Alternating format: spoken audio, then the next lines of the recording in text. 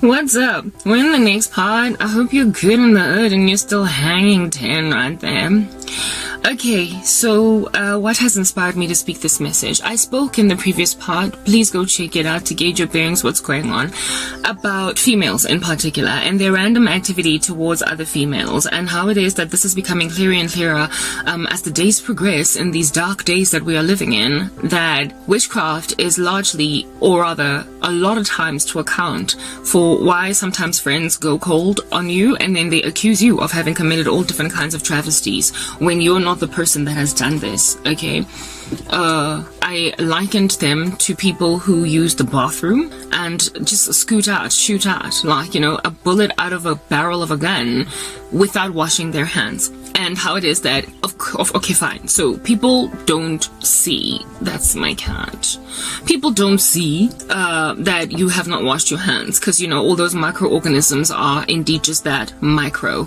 So one would need, like, you know, a microscope or whatever to identify the fecal matter on your hands. And I have a microscope, just putting that out there. It's called a spiritual gift, but not everybody has it. So since most people don't necessarily know that, since most people aren't aware that you've become that kind of an abomination before your friend and Emmanuel, can please, like, hear me accounts, just do that. Yeah, okay, since most people are not aware, they wishes, that is, assume that they can just continue with life as normal, but they have these things that they do that make even strangers that are not really with any kind of understanding as to who they are, even strangers look at them creasing their foreheads on some, whoa, like, okay, that was, whose hand you gonna go out shake looking like that? Okay, righto. Now, treating loved ones that you historically used to treat differently, that is evidence of witchcraft sometimes. When you suddenly start to change, we get it, fine. So jealousy can make people start to act a fool. But let's just take it to another level. The level of betrayal is it's astronomical. It's on another platform, okay? So in Matthew 24, it is written that because of an increase in lawlessness, the love of many is going to grow cold. Prior to that scripture, it is also written that, you know, in the last days, people are going to betray one another. Basically, there will be a lack of loyalty. They will hand one another over to be killed. Betrayal, backstabbing, you know, duplicitousness towards your fellow man is going to be a common characteristic of people. It's just going to be thematic across society and expected to come from people within your inner circle. Essentially, much like what happened with Christ concerning Judas. The betrayal is going to be off the chains and off the hinges, and it's going to be very rough to overcome that level of hardship, heartbreak. And the only way, frankly, out will be through Christ. Cat, please, just like I said, gee my accounts. Dis nie die tyd vir die ding dat wat jy doen back there. Stop it. Cease and desist. Cease and desist. Anyway, very well, so we have a cat. I think that's clear. Hey, unacceptable behavior. Okay, cool. Great, now exit and don't return. Make like a witch that's been exorcised. Huh. Okay, very well. Cool beans and bananas. You guys, they act funny, they act weird, and they act in ways that are obviously like, you know, night and day or day and night in comparison to yesterday. And they do this to people that nobody expected them to suddenly start being that way towards. I've got a cousin that I grew up very closely with that just one day went, you know, odd on me, for lack of a better word. Just family members have gone on and handed me over to be killed, fulfilled Matthew 10 all up in my grill, insisted on being those prophecy fulfillers, handing me over to death, leaving me destitute. That's what's good. And it's not just family, but friends who, girl, but we were good. And then I go to your dad's funeral and you act as if though I'm a stranger that you've never met, making me stick out like a sore thumb. Have you ever been to Mokete or Mosebetsi? Like a little bit of a family get together of a friend. And they just abandon you. They just leave you. You stick out. You like so, especially if you're shy, like me, which I am. Among people, I can have the gift of the gab, but I gotta know you. If I don't know you, I'm not gonna be talking or whatever. I'm just gonna be looking weird in the corner. All right. And I got abandoned at like such an event as this by my best friend when her father passed away.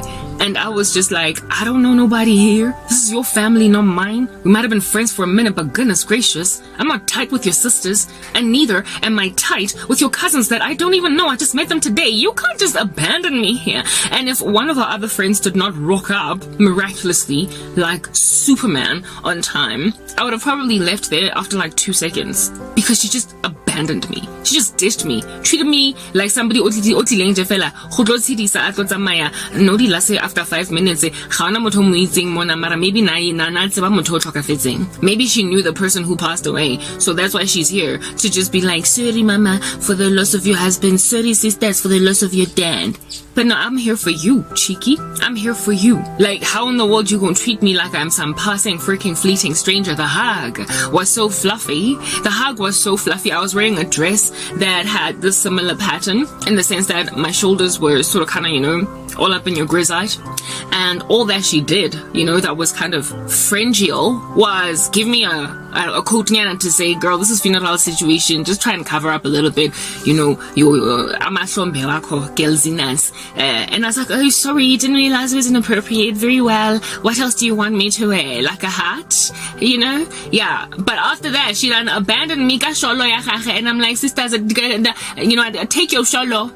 Grab your sholo. I mean, I want it. Because, treating me like a friend. I thought maybe she was just, bereft, devastated. Dad has just passed away. So, I mean, she'll come around after a season until I noticed how she acted towards the other friend that came. The other friend that was mutual to us, that made my life a little bit easier at that environment. Yeah, when I saw how she treated our other friend, I was like, whoa, what the heck did I do to you?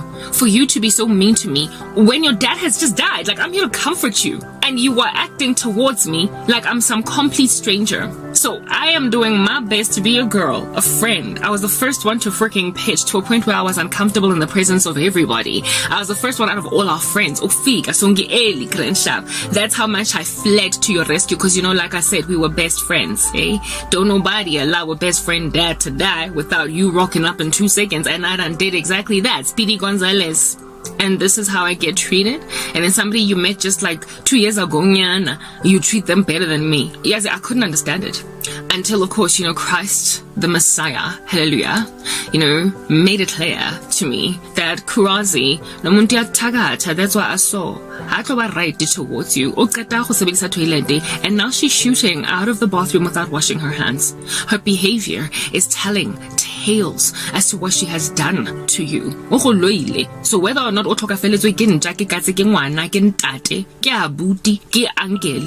whether Lena self situation whether or not she has been, I apologize, I shall convert that into English translate, whether or not she has been bereaved thanks to the loss of, I don't know, cousin, mother, father, friend, child. It doesn't matter the depth of loss. This person will not be able to adequately receive any comfort from you because it is difficult for a witch to gaze in the eyes of their victim, especially if they're a novice, especially if they've done this for the first time in their lives, especially if this is not just what they generally do, especially if jealousy got to them so badly that they finally experimented with that taboo thing that they were introduced to at some funny little meeting with some weird little friends that knew some weird little stuff. So I mean, all these randoms that don't wash their hands and have got all these pathogens they're on, causing us to handshake them and eat their fecal matter. They live among us, and you can identify them because they change. And their behavior is odd, not just to you who is very familiar with them, but everybody else around. Of course, I looked like a sore thumb, that chick, when I was just kind of floating around like a bubble, just abandoned. Like after I had gone, I was just standing there. What in the world, girl? I'm gonna end up leaving looking like I'm not all that ride or die. You gotta introduce me to your cousins. Make me, since you're so busy walking up and down like a busy bee, introduce me to your cousins that are age appropriate for me. Then I'll sit with them and be like, I'm so sorry for your loss, guys, and just kind of sip some tea right there. Instead, you just kind of leave me to float around to a point where people who recognize me from our youth, like your sisters, would then be like, hi, Escavo. Yeah, are you good? Thanks for coming. They're even awkward around me because they can see me that I'm just like literally a sore thumb that's been hammered nogal over and over and over again since it's all that sore. It's just sticking out. Yeah, I've had activity of that nature slap the living daylights out of me on numerous occasions where people just started to act weird towards me, and I ended up having to either leave or find alternative means of comfort. My cousin did the same thing to me, Mara thankfully she did it to me in the midst of all of our family members, so I just found another like family member to hang with. If anything, I found some stranger to hang with that was there with the family member. I told you about that some time ago, where at some wedding my cousin started to act a fool towards me, so I befriended the girlfriend of one of my cousins, and that made my life a little bit easier. They act weird, they act strangely towards you, they treat you like you've committed abominations. They are cold, guys. They get cold, they get mean spirited, almost to suggest that, why did you do that to me? Like, you know when a person treats you like you've stolen their boyfriend, or they've busted you either, or they suspect you of having an affair with their husband, or sabotaging you in some way, or stabbing you in the back, or gossiping you. Like, I found out that you spoke badly about me the other day, so even though they don't say it to your face, you can tell the energy about the way that they're acting, that they're upset with you, that you've done something. I got treated that way so much by so many women, and I could not understand, what the heck did I do? Is this just jealousy? Is this what it does? And is it this like overnight? But just on Friday, sisters, when I broke off from you in the office, when I said goodbye, we were good peoples, and now it's Monday. There have not been any cataclysmic events, anything at all to account for why you're acting so strangely. Oh, except for the fact that there was the cataclysmic spiritual event that happened on the weekend, where you visited a sangoma to shatter my prospects for marriage. They act a fool, and in so acting a fool, give off to everybody else in the environment a vibe of, but you and Karabo were so tight, what happened? It happened as well with that random female that I was close with, the Indian one at MTN. I'm pretty certain people, when she started to act a fool, were like, but whoa, what happened? You guys were so fast, you went everywhere together, and now you are like cold as ice. What's going on? Like, whatever happened between you and Karabo? What happened? And Litenge, so overnight. You give yourselves away, witches, because you start to treat your victims like the witchcraft suggests. Like they're nobody.